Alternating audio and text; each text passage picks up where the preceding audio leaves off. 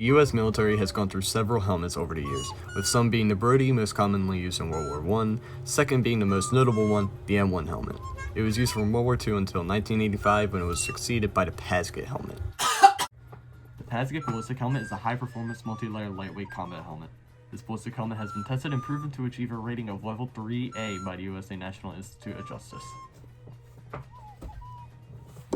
Designed in the mid-1970s as a replacement for the M1 helmet and previous fragmentation vests, prototypes of the PASGT were tested in the late 1970s before being fielded in the early 1980s. In the early 2000s, the PASGT vest began being replaced by the IVA, and the PASGT helmet was replaced soon thereafter with the LWH and MICH. As of 2018, the only remaining U.S. military users of the PASGT in any capacity are the U.S. Army Reserve and the U.S. Navy, the latter of which retains the PASGT helmet for use by sailors aboard its warships, in addition to a PASGT-derived vest known as the U.S. Navy flak jacket. PASGT helmet is typically olive drab in color. Camouflage can be increased with cloth helmet covers of varying camouflage patterns, including woodland, 6-color desert, tricolor desert, just plain white for a snow environment, solid black for tactical police applications, as well as the United States Marine Corps MARPAT and the U.S. Army's universal camouflage pattern.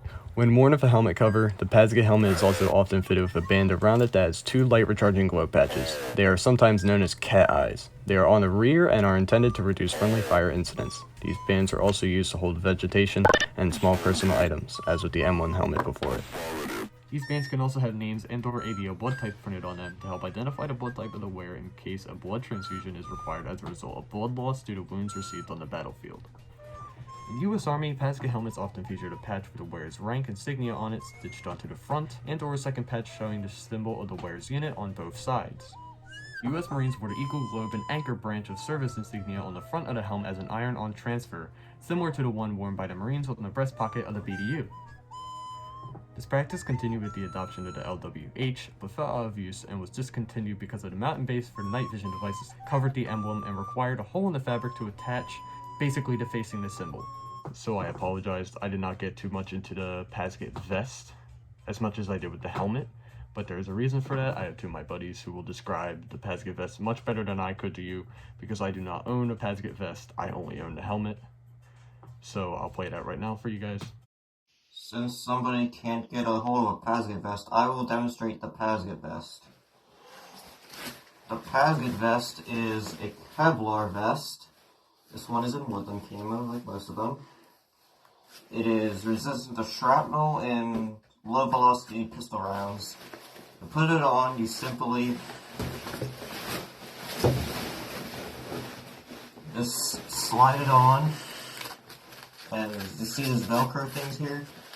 You put this on here, and hold on, this here, and then you slide this in. Well, this one's a little old, so the Velcro doesn't really work that well. There's pockets here for holding stuff. This one is from like 1984 or something. There's neck covers here. Along with the vest itself, you can put like, these buttons come up for the shoulder pads, and you can put stuff under the shoulder pads, like this load-bearing vest or an analyst belt or something like that.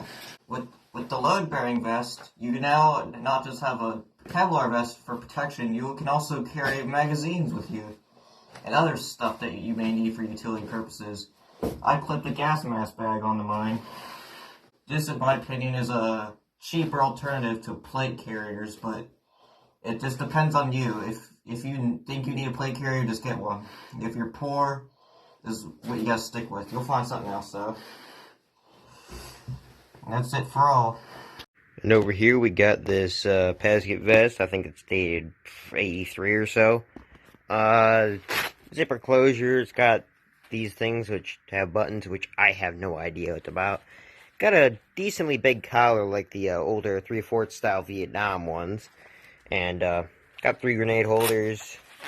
This one came with a 9-volt battery I had to show.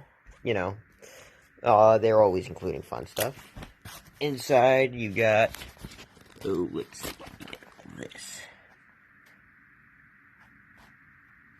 And as you see right there, 83 dated medium.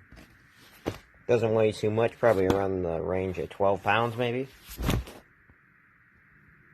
Got these little elastic bands on the back, more of these button fixtures. Overall, decent flak, fairly light. There's the helmet to go with it. So we're at the end of the video. What am I gonna do?